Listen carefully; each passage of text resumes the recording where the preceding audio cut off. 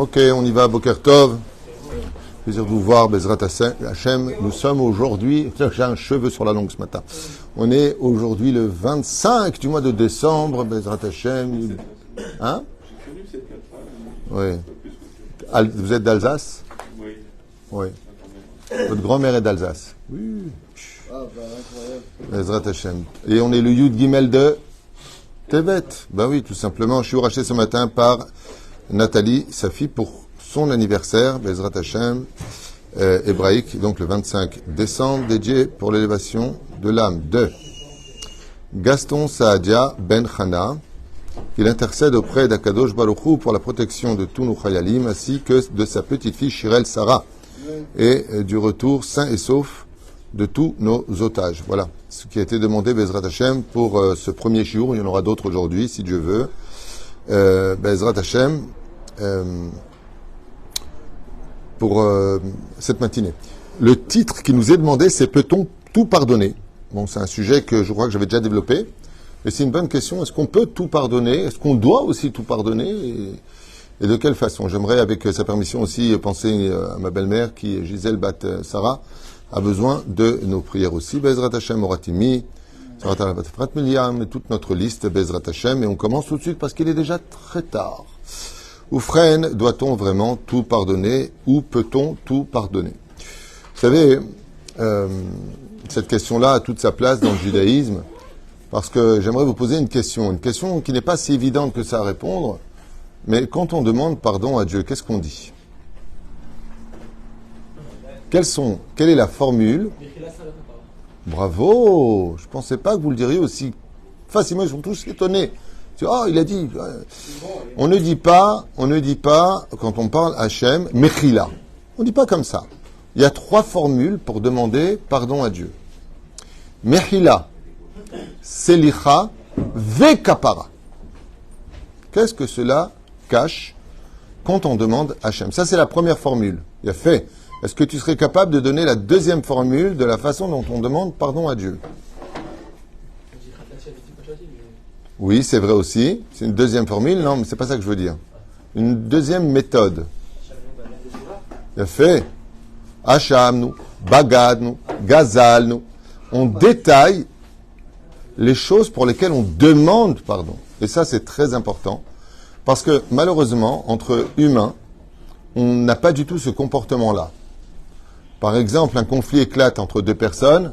C'est bon, viens, on arrête nos ch'touillottes. Bon, allez, pardon. Allez, vas-y, pardon. Bon, allez, on s'est dit pardon. Est-ce que ça s'appelle le shalom? Tchouva, selon la Torah, mamash, non. Dans la Torah, c'est pas comme ça. Vous allez comprendre pourquoi cette formule de mechila, slicha, ve kapara sont si importantes dans le judaïsme pour obtenir un pardon durable. D'accord? Tu peux pas faire du mal à quelqu'un et lui de l'avoir blessé jusqu'à l'os, et puis lui dire au fait, pardon, et tu continues ton chemin. Un d'avoir casé. Tu défonces ta voiture de quelqu'un, tu dis vraiment, alors je suis désolé, allez, au revoir. Hein. Ça va, je vous ai dit pardon. On va pas recommencer à vous demander 1000 fois pardon. Mais le problème, c'est que c'est cabossé. Donc si on devait répondre à la question, Bernard, si on devait répondre à la question, est-ce que on doit tout pardonner ou peut-on tout pardonner? La réponse première, c'est cela dépendra de toi. C'est ton niveau qui en décidera. Pour pouvoir pardonner, il faut avoir un sacré niveau. Parce que la sensibilité et les émotions mêlées à l'amour d'une personne qui t'a fait du mal, ben c'est très très dur de pardonner au fond de toi. Parce que même si tu as pardonné le lundi, le mardi, tu lui en veux.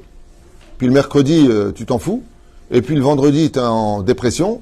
Et puis le samedi, ça te dit plus rien. Et puis le dimanche, tu lui en veux à mort. Et puis le lundi, tu dis non, je n'en veux pas, ça vient de Dieu. En fin de compte, tu joues dans un yo-yo au niveau des sentiments où tu lui en veux sans lui en vouloir. En réalité, c'est pas le pardon qui t'intéresse dans l'histoire. C'est la sincérité de la blessure qui t'a été faite. Et très souvent, ce genre de relations peuvent arriver entre un petit frère et un grand frère, une grande sœur avec sa sœur, entre les enfants et les parents. Ça peut arriver avec une personne avec qui tu as beaucoup investi. Plus tu vas investir avec une personne comme les parents qui investissent dans l'éducation des enfants, qui sont là quand ils sont petits, qui sont là pour les faire grandir, qui sont là pour l'hôpital, les études, ils payent là, ils sont là. Et encore, pas plus loin qu'hier, hein, pas plus loin qu'hier, un coup de téléphone, une maman qui n'a pas vu son fils depuis 2 ans, pas de nouvelles, plus rien, comme si qu'elle n'avait jamais existé. Maintenant, il lui a pas fait de mal. Il lui a pas dit sale mère. Il lui a pas dit t'es une méchante femme. Il lui a pas dit tu vaux rien. Il lui a rien dit. Seulement, vous savez, comme je l'ai déjà enseigné et que ça figurera dans mon livre des Proverbes, plus de message est déjà un message. 2 ans sans donner de nouvelles, on a envie de dire quand on est vivant, est-ce que je suis mort à tes yeux? Parce que pas de téléphone. Et le plus marrant, c'est quand les enfants ils t'envoient des messages maintenant. C'est Shabbat Shalom et Shavua Tov. C'est devenu codé. Et il te dit, ouais, je suis désolé, j'ai pas le temps. Vous connaissez cette phrase? J'ai pas le temps. Mais alors, par contre, pour aller au cinéma, pour sortir au restaurant, ils ont le temps de s'appeler entre copains. La femme, elle dit à son mari, tu peux appeler Jean-Pierre et les autres? Ouais, pas de problème. Enfin, faire ça en hébreu, Mordechai, Yaakov et Yosef, ouais. Il n'y a pas de problème d'appeler. On fait même des groupes où chacun discute. Ils ont tous le temps d'appeler, mais d'appeler la belle-mère, d'appeler le beau-père, d'appeler la mère, d'appeler le père, d'appeler les gens. En fin de compte, c'est que tu n'as pas envie d'être en contact avec eux parce que, comme vous le savez, on n'a de temps que pour celui qui est important. On dit souvent, il n'y a que quand il faut payer une facture qu'on sait appeler les gens. C'est bizarre. Et la reine Ketotsa misé, ce n'est pas le pardon qui nous intéresse le plus dans une blessure qui nous est occasionnée, mais c'est la sincérité, non pas du regret, hein. Bien sûr que ça va jouer un rôle très important. Mais est-ce que le mal que tu m'as fait, c'était un mal qui est ce qu'on appelle Ruach Shtut Nichnasbo, un esprit de stupidité, parce qu'on a tous le droit à l'erreur, on a tous le droit d'avoir des moments, des bugs dans la vie, d'avoir des moments où, on va être maladroit dans les mots, maladroit dans les gestes, voire même maladroit dans les représentations qu'on aura à rencontrer au fur et à mesure de nos vies. Ça peut arriver l'erreur, des fois ce qu'on appelle de la maladresse. Alors on veut vérifier ça, et quand on vérifie que c'était une maladresse et non pas intentionnellement fait, on pardonne facilement. Quand il s'agit de quelque chose qui a été intentionnellement fait, et après on va au restaurant tranquille après avoir fait du mal à quelqu'un, ben là, par contre, il va falloir, je disais, j'ai même écrit comme ça pour ceux qui s'intéressent, le pardon c'est comme une gomme. C'est une gomme pour gommer. Ouais. Quand tu gommes, tu fais un passage ou plusieurs passages? Tu fais plusieurs passages pour ne plus voir la trace que tu as laissée sur le papier. Nachon? C'est exactement comme ça le pardon. Tu peux pas effacer un gros trait noir bien ancré d'un coup, c'est impossible. Ce que tu vas faire, c'est que tu vas alléger la couleur. Le foncé, tu vas l'alléger, mais pas plus. Le pardon, c'est comme une gomme. Il faut savoir demander pardon et redemander pardon jusqu'à ne plus voir du tout cette trace. Pourquoi? Parce que un vase qui tombe par terre, on a beau avoir la meilleure décolle pour le recoller, on a beau... Il y a un chat dans le... C'est un mec qui a donné un gros cadeau. Ah, c'est un chat, un cadeau. J'ai bien aimé... Vous avez le chien aussi dans le chat? Au frère, quand on a comme ça ce genre de situation et qu'on demande pardon et qu'on redemande pardon, c'est qu'on y voit quelque chose de très sérieux. C'est-à-dire que la personne vient dire à Kadosh Baruch Hu, quand tu demandes pardon, nous, quand est-ce qu'on passe la gomme à Hachem? À Kippour. On demande pardon. Mais on demande pardon pour ce Kippour, pour le Kippour qui est passé ou pour le Kippour qui va arriver de l'an prochain? Miyom Kippourim Sha'avar. Non, mais il y a 3. Ah, il a fait. Tu demandes pardon pour Kippour de l'an dernier, de maintenant et à l'avance. Mais c'est un truc de fou. Begilgul ze Begilgul imacherim. Pour maintenant, je te demande pardon pour avant, même dans d'autres cas où je suis pas au courant, et la gomme, elle passe, elle repasse. Quand tu fais vraiment du mal, tu peux pas dire, il faut que je te parle, regarde, j'ai pas été droit avec toi, j'ai pas été correct, je te demande pardon. Et là, tu fais couper, c'est dans la boîte. C'est pas comme ça que ça se passe. Là, ce que tu vas faire, c'est, bon, il a ouvert la porte d'une négociation réelle. Ben alors, tu me pardonnes? Ah, ça va, je t'ai demandé pardon. Ah oui, le problème qu'il y a, c'est que t'as dit pardon, c'est bien, on va reprendre des communications. Mais le mal que t'as fait, ouais, ben c'est l'histoire du vase, comme je vous le disais tout à l'heure, parce qu'on a été coupé par le chat. Mais quand tu fais tomber un vase, t'as beau avoir la meilleure décolle pour recoller ce vase, hein. Même si l'eau ne fuit plus dans le vase, il n'en est pas moins qu'on y voit des cicatrices. Chaque fois qu'on a une blessure qui est très délicate, ça laissera toujours une cicatrice quelque part. Et cette cicatrice-là, elle est très souvent occasionnée par 3 points précis. L'estime qu'on portait pour l'autre, la confiance qu'on portait pour l'autre et l'amour qu'on portait pour l'autre. Si tu as eu le bonheur d'avoir le malheur d'être blessé par quelqu'un que tu avais en haute estime, une personne pour qui tu avais beaucoup d'amour et une personne à qui tu avais une totale confiance, il va falloir une très grosse gomme pour que le réel shalom se réinstalle. Mais quoi qu'il advienne, il ne sera plus jamais comme le shalom qui préexistait.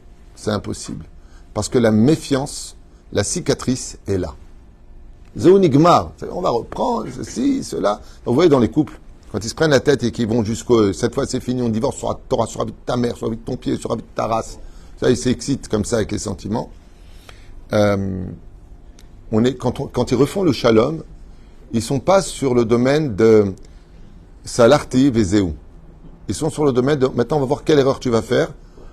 Donc on est sur l'erreur, on n'est pas sur l'acquis, sur le bien, sur le bon. On est sur l'erreur en disant tu vois tu recommences. D'accord, je n'ai pas dit que j'étais parfait. C'est-à-dire qu'on est dans le système de je te pardonne, mais la colle n'est pas encore séchée chez moi. Donc une colle à kavod, advrim même kashim. Il y a des choses, Bémet, qu'on peut pardonner, comme la teshuva. Vous savez, la phrase la plus technique et la plus facile à utiliser, quand quelqu'un te fait du mal, il vient toujours te dire, même Dieu, il pardonne. Dieu aussi, il pardonne à qui pour et toi, tu ne pardonnes pas. Bah oui, mais quand tu n'as pas fait mal à Dieu, tu m'as fait mal à moi, là. Quand je serai Dieu, je te pardonnerai. Il y a aussi des répliques, je peux vous les faire. Mais c'est sympathique. C'est quand même sympathique. Oufren, botir ou vetakshivu. Il y a des fois dans la vie, et j'ai entendu cette phrase malheureusement trop souvent. Une jeune fille juive, à peine traditionnaliste, rencontre un jeune homme. Le jeune homme lui dit « T'as de beaux yeux, tu sais. » Et c'est une poule, qu'est-ce qu'il lui dit d'après toi, professeur? « T'as de beaux yeux, tu sais. » Ok? Très bien. Hazak ou bakbouk. Alors il lui dit comme ça « T'as de beaux yeux. » Et maintenant, 16 ans, le mec est le beau gosse, en plus c'est le numéro 1 de l'école, donc tu comprends. Et lui maintenant, il n'est pas né juif, il fait ce qu'il veut. Il n'est pas né juif. Et puis, de caresse en caresse, big bezo, la big bezo, voilà big bezo haram. Ils vont faire les maasé, ils vont aller faire un petit tour au lit, et là-bas, il va lui voler sa virginité. Chose qui sera irrécupérable. Bon, maintenant, elle a fait une erreur. Mais voilà qu'à 20 ans, elle fait tchouva. De Belle des Champs, elle devient Mama Salé. Teilim. Et attention, la synagogue, et tout est bien. Et Chazra Bitchouva, je te elle a fait un séminaire. Elle est tellement religieuse qu'elle a même des poils qui poussent. Ouh, sadika. Et voilà qu'elle fait enfin un chidouk. Elle tombe sur un mec, mais une bombe atomique. Gentil, beau gosse, de Djerba. Il s'appelle Cohen. C'est sur le Djerbien, il s'appelle souvent Cohen. Et lui, quand il la voit, il devient Tex Avery. Il est comme un ouf. Il est amoureux. Il a des cœurs qui sortent de ses yeux, de ses oreilles. Elle lui dit, te quiero, qu'on dit, te quiero, te amo, ishli bedish, mdour alina kappara alechan shamashali. Surtout que ça vaut le coup avec un Djerbien, parce qu'il doit te donner en or le poids de ta personne. Donc, si Barthola, tu fais un petit 44 de cuisse, t'es riche. C'est pas une blague, c'est un minaille. Je sais pas s'il faut encore. Ou frère, non, c'est sympathique. Le Djerbien, ils ont des minagim sympathiques. Hein? Et après, toi, tu dois lui faire le tagine de son poids. Ou frère, maintenant, ils s'aiment. Et voilà qu'ils arrivent devant le Bédine pour la rabbanoute pour se marier. Et le rave de la rabbanoute, c'est pas un bleu. C'est quelqu'un qui est intelligent. Il voit un Cohen et puis il voit une fille, il va lui poser des questions qui sont pertinentes et obligatoires. Obligatoires. Malheureusement, pas tout le monde le fait. Et vous venez d'où? Vous avez fait tchouva? Oui. Et vous venez d'où? Je viens par exemple de Paris. Très bien. Et avant, vous n'étiez pas du tout religieuse? Non, pas trop. Enfin, j'étais à peine traditionnaliste. Ok. Et vous êtes Cohen? Ah oui, je suis Cohen. Très bien. Comme dira Ovadia Yosef, comment on peut savoir si un Cohen c'est un vrai Cohen? La halakha est fixée. Si tu as des photos de ton grand-père qui faisait Birkat Kohanim, ça vient confirmer que tu es Cohen. Résultat, le Rav dit à la fille, est-ce que vous auriez par exemple été ami avec un non-juif à cette période? Ouais, non mais j'ai fait tchouva, j'avais 16 ans, bon, j'ai fait des bêtises, God Arabe. Vous savez, j'ai entendu que la choupa faisait la capara de toutes les fautes. Mais avec cet ami, vous vous êtes embrassé ou vous avez été plus loin?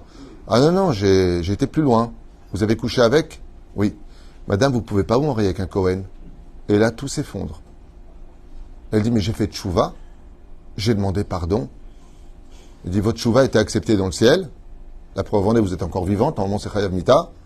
Donc c'est ce qu'il a plutôt. Donc la tchouva, vous l'avez acceptée. Vous avez, même Dieu vous a pris. Il dit, mais je comprends pas, j'ai demandé pardon. J'ai fait tchouva. Si je demande pardon, on efface. Il dit, oui, on efface. Le problème, c'est que le crayon ne pourra pas écrire sur cette feuille. La gomme a effacé. Mais en effaçant, la kapara, c'est-à-dire que si tu veux être pardonné, c'est ça aussi le prix à payer. Ça fait partie du tikkun. Youssef, il dit, mon or. Prenons un deuxième cas. Un homme se prend la tête avec sa femme. Un cas qui est assez rare de nos jours. J'aimerais tout ça, tout le monde fait comme ça en face. C'est rare de se prendre la tête, non, avec sa femme. Ok? Hein, Aaron? Tout va bien. Depuis quand? Depuis hier. Ouais. Depuis ce matin. Ouais. Ou frère, un homme il se prend la tête avec sa femme, et elle lui dit la fameuse phrase que les femmes devraient arrêter de dire. Eh ben, va voir ailleurs. J'en ai rien à faire de toi. Casse-toi. Va voir ailleurs. Une fois. Va voir ailleurs. 2 fois. Et le mec, il adore sa femme. Il dit, maman, tout ce que tu dis, je fais.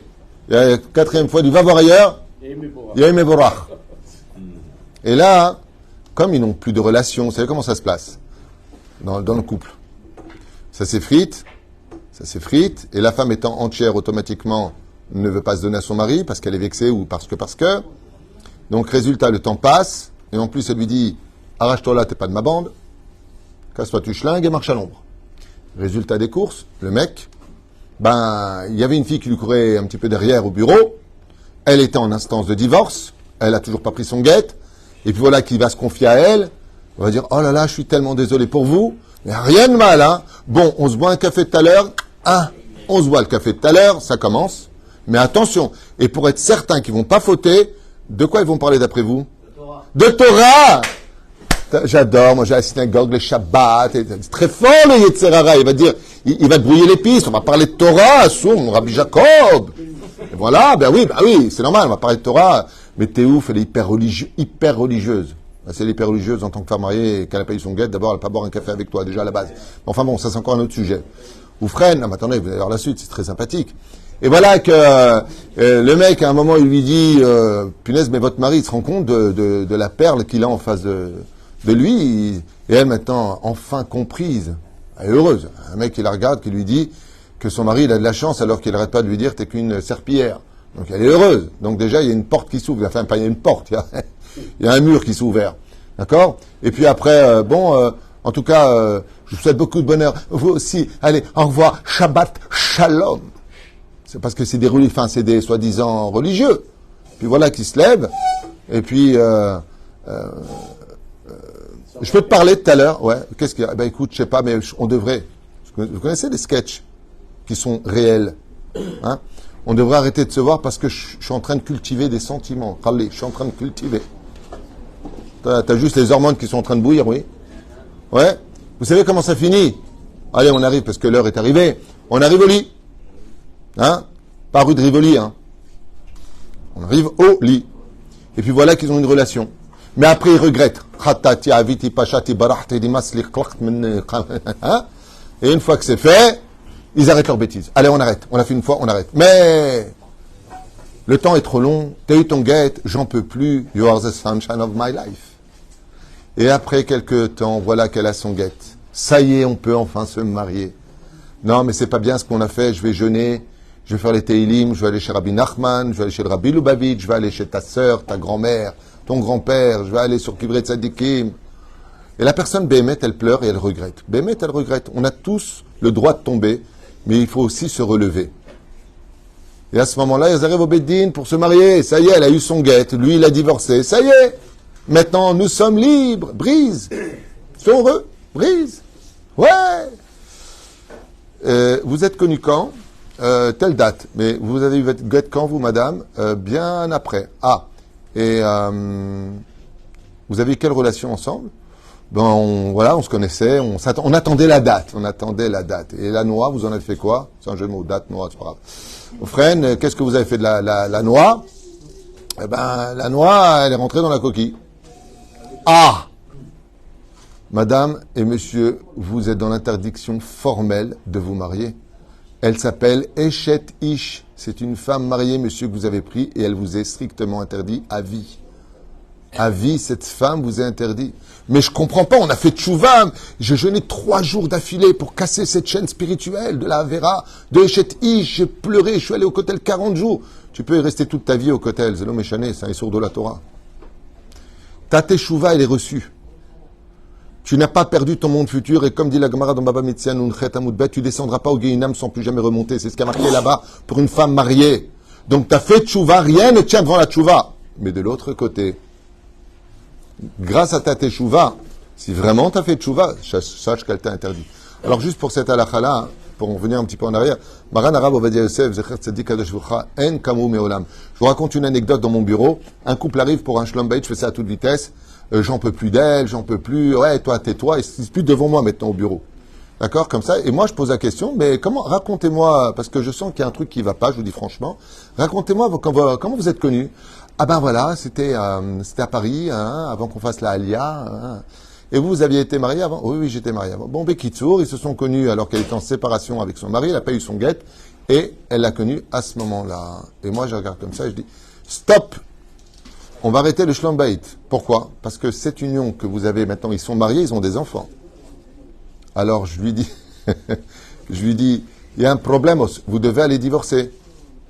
Quoi?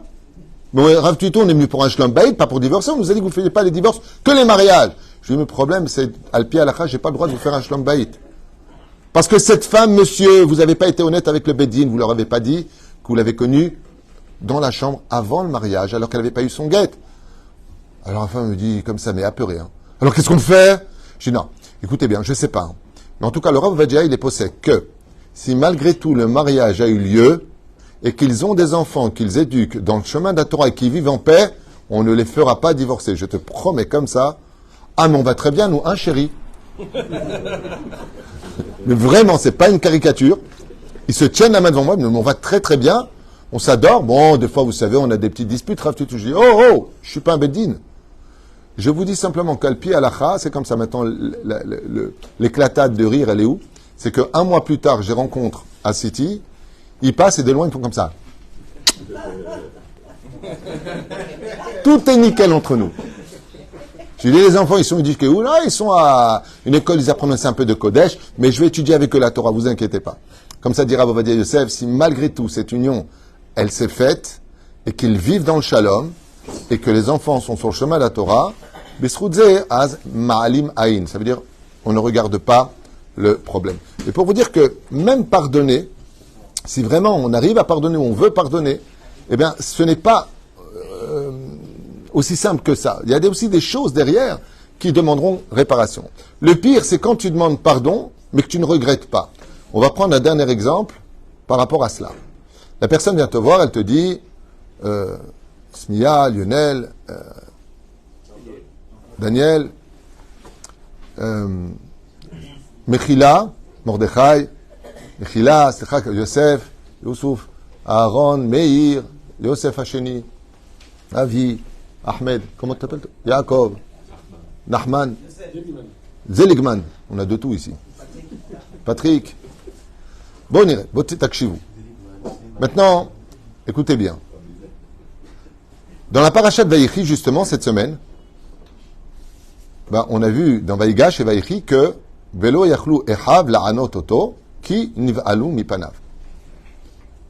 Ils demandent pardon à Yosef. Ils reconnaissent leurs erreurs. Ils demandent pardon. Yosef leur dit, mais c'est pas vous. Écoutez bien la réponse de Yosef. Tout ça, ça vient d'Hachem. Donc quand on veut pardonner comme Yosef, qui bémet, lui, il a pardonné Yosef. Hein. Il leur dit, mais qu'est-ce que tu es en train de dire que tu m'as fait du mal?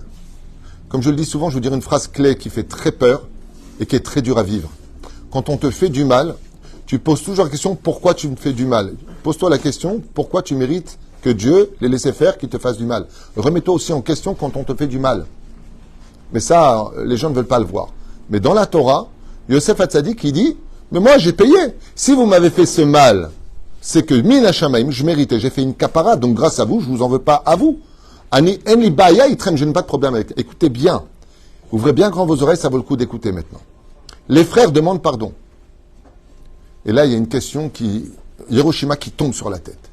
Dans ce cas-là, pourquoi se sont-ils tous réincarnés dans les 10 martyrs et qu'ils ont été charcutés par les Romains 1800 ans plus tard? Erz et Mistader, Arécite a demandé pardon. Pourquoi il le paye? C'est comme quelqu'un, tu dis, je t'annule ta dette. Vient le arrière-petit-fils, il dit, tu devais à mon grand-père la dette, tu me la payes. Erz et Mistader, la réponse, je vous la donne dès maintenant. Les frères ont demandé pardon, mais n'ont pas regretté. Ouais, j'en parle, j'ai des frissons. Il y a des gens, ils vont te dire, tu sais quoi, Smia? Je te demande, tu sais quoi, Daniel?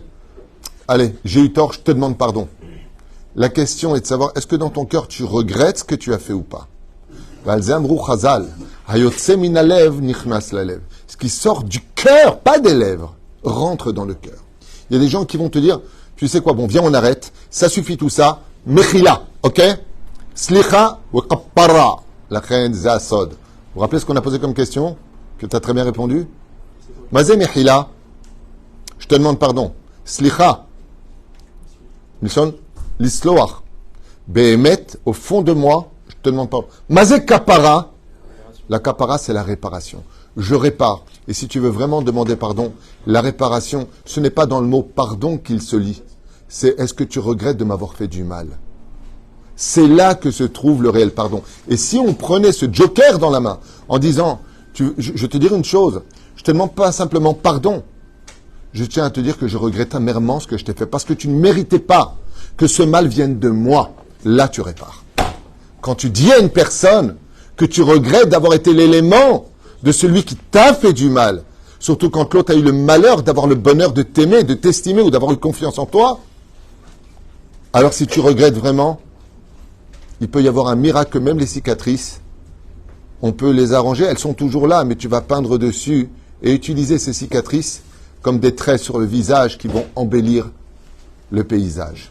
À partir du moment où tu es capable de faire ça, alors Béhémet, tu peux considérer, c'est pour ça que Akadosh Baruch Hu nous dit, fais attention, dans le Télim Zayin, verset Yud, Hachem bochen lev aklayot, quel rapport? Quelqu'un, tu devrais dire, je lis sur les lèvres. Non, je lis dans ton cœur et dans tes reins. Est-ce que quand tu me demandes pardon, ça vient de tes entrailles? Est-ce que ça vient de ton intériorité? Est-ce que vraiment tu regrettes? Parce que je vous apprends peut-être une chose que vous saviez certainement pas. C'est pas vrai, vous savez tout. Vous avez simplement oublié. Mais quand quelqu'un regrette vraiment d'avoir fait du mal, il a du mal à demander pardon. Je ne sais pas si vous comprenez ce que je suis en train de dire. Quand quelqu'un regrette vraiment d'avoir fait du mal, il va te dire avec des larmes, je mérite même pas ton pardon. Je ne le mérite pas. Le fait de dire je ne mérite pas ton pardon, c'est une grosse gomme efficace qui enlève les plus grands traits qui marqueront nos blessures. Et la reine, on peut pardonner en réalité, mais ça dépendra beaucoup de la forme utilisée pour exprimer le fond de nos pensées. Ken? Faute avouée est à moitié pardonnée. Faute avouée est à moitié pardonnée. C'est ça? Je sais pas, c'est un peu naze ce que tu viens de dire. Ouais, c'est bien. Enfin, je sais Non, pas. mais faute avouée est à moitié Bon, d'accord, ça, c'est tu es de Tunis, toi. C'est... Bon. Le mec qui dit un truc, il voulait mon approbation. Est-ce qu'on doit s'excuser? Vadaï, si tu as fait du mal à un non-juif, Vadaï, pourquoi un non-juif, c'est quoi? C'est moins que nous? Bien sûr, Vadaï. Je voudrais juste finir avec quelque chose de bien, et c'est bien que tu m'as interrompu parce que j'allais arrêter. J'ai noté un point ici, rapidement, rapidos. Qu'est-ce qu'on a, nous, par contre, à gagner quand on nous a fait du mal à pardonner? C'était un point essentiel. Allo, Bassof, Anibeshur, Lodaim Atem Moudaim et Adavar. Non. Non, alors, juste comme ça, que vous le sachiez, finir en beauté. Qu'est-ce qu'on a, nous, à pardonner? On nous a fait du mal, et on va dire, tu sais quoi? Animuchal le solaire. Les grandes tzadikim, vous savez que plus tu es tzadik, plus tu es sensible. Les tzadikim qui sont extrêmement humbles, quand tu leur demandes pardon, tu dis Chas v'shalom, pourquoi tu t'excuses? Ah, c'est toi, tu m'as fait du mal, je suis même pas au courant. Ils sont au-dessus du problème parce qu'ils ont un objectif, servir Dieu. Donc les coups qu'ils prennent sur les côtés, ça leur parle pas. Il m'a insulté, il a dit du mal de moi, route avant. Mais ça leur fait mal. Mais je voudrais simplement finir avec quelque chose de grandiose. Qu'est-ce qu'on a à gagner quand on pardonne vraiment l'autre? Tu as un argument de béton armé, c'est que le jour où tu partiras de ce monde, et que les anges accusateurs vont venir t'accuser, et là tu vas implorer le pardon de Dieu, devant la justice, le pardon il sert à rien, le mec il a violé une femme, il arrive devant le juge, je vous jure, je regrette tellement de pardon. Mais d'accord, mais en attendant, t'as violé, t'es gentil, ton pardon il est bien gentil, mais il sert à rien. Mais par contre, de venir dire à Kadosh Baruch Hu, maître du monde, avec toutes les blessures, les humiliations qu'on m'a faites, moi j'ai pardonné, et toi tu peux pas pardonner? Alors Akadosh Baruch Hu, il va voir si vraiment tu as pardonné. Mamash. Et donc c'est ce qu'on a y gagné. En réalité, la vie est un boomerang. Tu fais du bien, tu reçois du bien. Tu es capable d'aller au-dessus de tes sentiments. Le Créateur du monde ne peut pas être moins que toi. Ce qui fait que si tu sais pardonner toutes les personnes à qui tu as fait du mal, alors qui t'ont fait du mal, pardon, alors sache que tu auras aussi en retour cette dimension d'être pardonné. Car comme tu as jugé, tu seras toujours jugé et jamais moins. Donc ça, c'est un des avantages pour lesquels nous avons tout intérêt, Bémet, à juger. Et comme disait, je finirai avec Rabbi Moshe Deri Zatzal, mon Rav, un jour, je lui ai dit, est-ce que vous pardonnez à tous ces gens-là? Il m'a dit, si tu savais le mal que la personne subit quand elle fait du mal à quelqu'un, par exemple, humilier une personne en public, tu perds ton monde futur. Des fois, la personne te pardonne, mais Dieu ne te pardonne pas. Par exemple, toucher un Rav, vexer un Rav, le Rav, il te pardonne. Aval, est-ce qu'Akadosh Baruch Hu va te pardonner? Pose-toi les questions. Pose-toi la question. Melech shemachal al kevodo. Un roi? En kevodo machul. Non, ça c'est autre chose. Mais il y a des fois, la personne va te pardonner, mais que je ne te pardonne pas.